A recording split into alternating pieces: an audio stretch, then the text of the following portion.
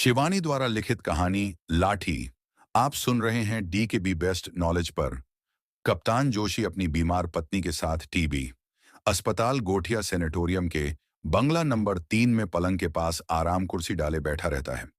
कभी temperature chart भरता है तथा कभी उसके दवाई देता है। कभी कभी अपनी मीठी आवाज में पहाड़ी जोड़े गाता है, जिनकी मिठास में तिब्बती बकरियों के गले में बंधी घंटियों की सी छूनक रहती है। उसे सुनकर पहाड़ी मरीज कहते हैं, वाह कप्तान साहब, एक और। अपनी पत्नी सुंदरी बानो को देखकर वह धीमे से मुस्कुरा देता था। बानो भी बार बार अपने पति को देखती रहती थी। बीमारी के कारण उसका चेहरा एकदम पीला हो गया था। वहां के डॉक्टर ने एक दिन कप्तान से कहा, तुम जरा भी परहेज नहीं करते, मरीज को दवा से जीतना होगा, मोहब्बत से नहीं। कप्तान का चेहरा शर्म से लाल हो गया। कप्तान के माता पिता का पत्र आता है।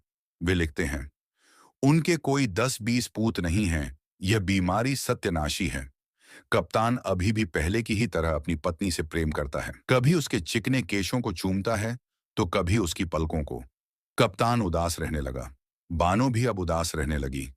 कप्तान को अपने वे पुराने दिन याद आने लगे, जब वह बानो को अपने ओवरकोट में लपेटकर अपनी देह से सटाए लंबे चीड़ के वृक्ष की छाया में बैठा रहता था। वह बानो की हर जिद पूरी करता था। एक दिन डॉक्टर ने कमरा खाली करने का नोटिस दे दिया और कहा कि मरीज 3 दिन से अधिक नहीं बचेगी। इसका मतलब था कि मृत्यु समीप है। मृत्यु का पासपोर्ट पाए बानो, जैसे मरीजों के लिए भुवाली के पास ही चाय की दुकान के नीचे एक कमरा था। कप्तान ने भूमिका बांधते हुए कहा, सैनिटोरियम छोड़कर हम कल दूसरी जगह चलेंगे। बानो, यहां साली तबीयत बोर हो गई है। बानो समझ गई कि आज उसे भी नोटिस दे दिया गया। रात को वह बानो के पास गुनगुनाता रहा। उसके बाद बानो को नींद आ गई। कप्तान भी सो गया। सुबह उठकर देखा तो बानो पलंग पर नहीं थी। उसने बहुत ढूंढा, लेकिन बानो का कहीं पता नहीं चला। दूसरे दिन रथी घाट पर बानो की साड़ी मिली। मृत्यु के आने से पूर्व वह अभागी स्वयं ही मृत्यु से मिलने चली गई। कप्तान 1 साल के अंदर ही दूसरी शादी कर लेता है। एक संत बानो को बचा लेता है और उपचार के बाद उसका क्षय रोग भी ठीक हो जाता है, लेकिन उसकी जबान व स्मृति नहीं रहती है। कप्तान अपनी पत्नी प्रभा के साथ घूमने जाता है। भुवाली में चाय की दुकान पर उसकी भेंट बानो से होती है।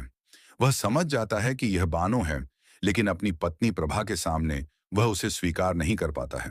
चाय वाले दुकानदार ने बताया, यह लाठी है, असली नाम क्या है पता नहीं। जिस दल के साथ लाठी आई थी उसकी हेड वैष्णवी ने कहा, हमारे गुरु महाराज को इसकी देह नदी में तैरती हुई मिली। जी भड़ी कट कर गिर गई होगी। इसके गले में मंगलसूत्र था, ब्याह हो गया होगा। इसे भयंकर क्षय रोग था।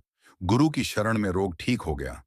कप्तान की पत्नी प्रभा ने कहा, अपने आदमी को भी भूल गई क्या? वैष्णवी बोली, उसे कुछ याद नहीं है। चाय के पैसे देकर वैष्णवी हल्की हल्की सी ठोकर मारकर कहती है, उठ साली लाठी। सब चले गए। लाठी भी दल के पीछे पीछे चली गई।